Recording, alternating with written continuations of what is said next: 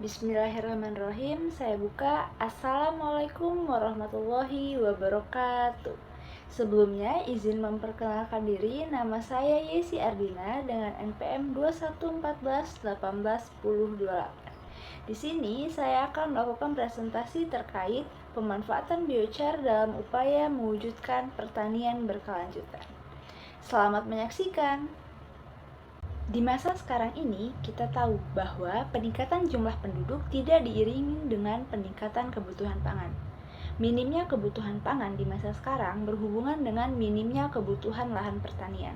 Mengapa hal tersebut bisa terjadi? Minimnya kebutuhan lahan pertanian disebabkan oleh beberapa faktor. Salah satunya adalah pengalihfungsian lahan pertanian menjadi lahan non-pertanian. Pengalihfungsian lahan pertanian menjadi lahan non-pertanian membuat lahan pertanian semakin minim. Minimnya lahan pertanian membuat petani melakukan penggunaan lahan yang dipacu semaksimal mungkin, tanpa memikirkan efek samping yang ditimbulkan dan tidak adanya upaya penanggulangan, sehingga lahan pertanian yang ada kondisinya menjadi semakin kritis.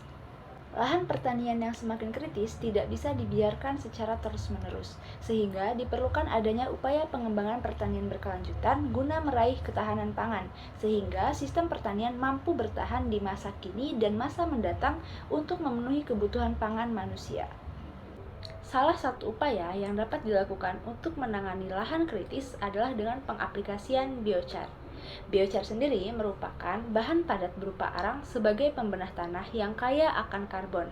Biochar merupakan hasil konversi dari limbah pertanian atau sampah organik yang dibakar secara pirolisis, yaitu pembakaran tidak sempurna atau pembakaran dengan suplai oksigen yang terbatas. Limbah pertanian atau sampah organik yang dapat dijadikan sebagai bahan baku dalam pembuatan biochar diantaranya dapat berupa sekam padi, tempurung kelapa, tandan kosong kelapa sawit, tongkol jagung, kulit kakao, dan kayu-kayuan. Lalu, bagaimana hubungannya pemanfaatan biochar dapat menjadi upaya dalam mewujudkan pertanian berkelanjutan? Selain pengalihfungsian lahan pertanian menjadi lahan non-pertanian, faktor lain yang melatar belakangi penggunaan biochar sebagai upaya mewujudkan pertanian berkelanjutan adalah berdasarkan permasalahan-permasalahan yang menjadi faktor penyebab terdegradasinya suatu lahan, yaitu seperti banyaknya lahan kering masam oleh karena pH tanah yang rendah dan kurang tepatnya sistem pengolahan tanah sehingga berpengaruh terhadap ketersediaan bahan organik. Seperti yang kita tahu bahwa bahan organik tanah juga menjadi salah satu upaya dalam pemulihan lahan terdegradasi. Namun, di daerah tropis seperti Indonesia akan berpengaruh pada tingginya laju dekomposisi atau pelapukan bahan organik, sehingga bahan organik yang diberikan lebih bersifat sementara. Oleh karena itu, dilakukan penerapan pengaplikasian biochar.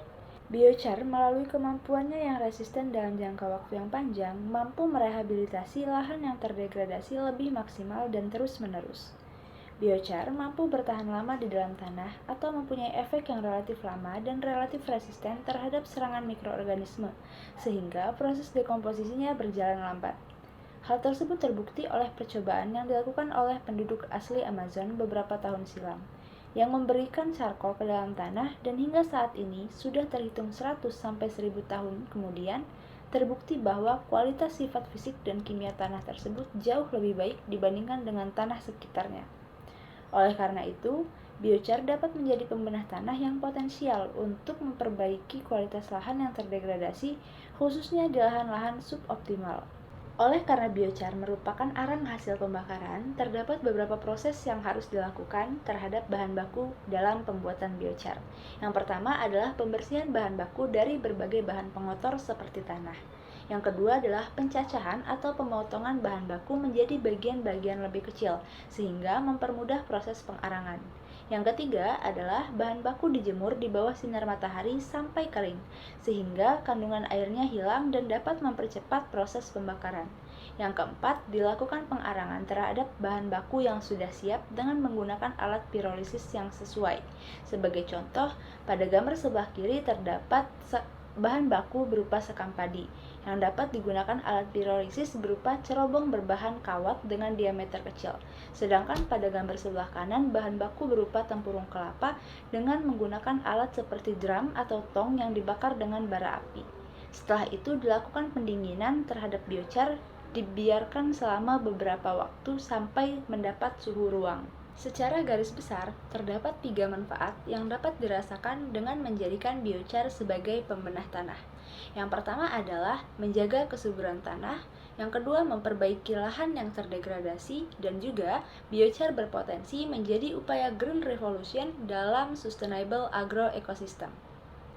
Pengaplikasian biochar sebagai pembenah tanah dapat menjaga kesuburan tanah, yaitu melalui kemampuannya menahan kapasitas air, sehingga mengurangi runoff atau pencucian dan secara otomatis meminimalisir pencucian unsur hara, meningkatkan pH dan KTK, dan juga meningkatkan populasi mikroorganisme di dalam tanah. Yang kedua, memperbaiki lahan yang terdegradasi. Melalui kemampuannya memperbaiki struktur, porositas, dan agregat tanah sehingga meningkatkan kelembaban tanah, serta mampu menurunkan kelarutan logam berat yang bersifat toksik di dalam tanah. Dan yang terakhir, pengaplikasian biochar dapat memberikan peluang besar untuk green revolution di dalam praktik agroekosistem yang berkelanjutan karena biochar bersifat resisten dalam jangka waktu yang panjang.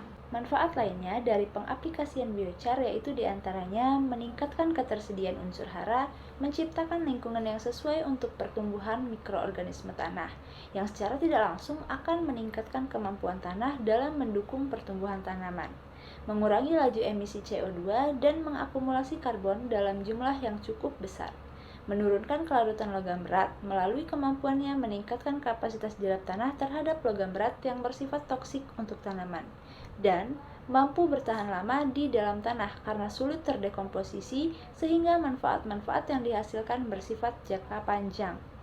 Walaupun demikian, pengaplikasian biochar tidak dapat menggantikan peranan pupuk sehingga penambahan unsur hara masih dibutuhkan untuk mendukung pertumbuhan tanaman.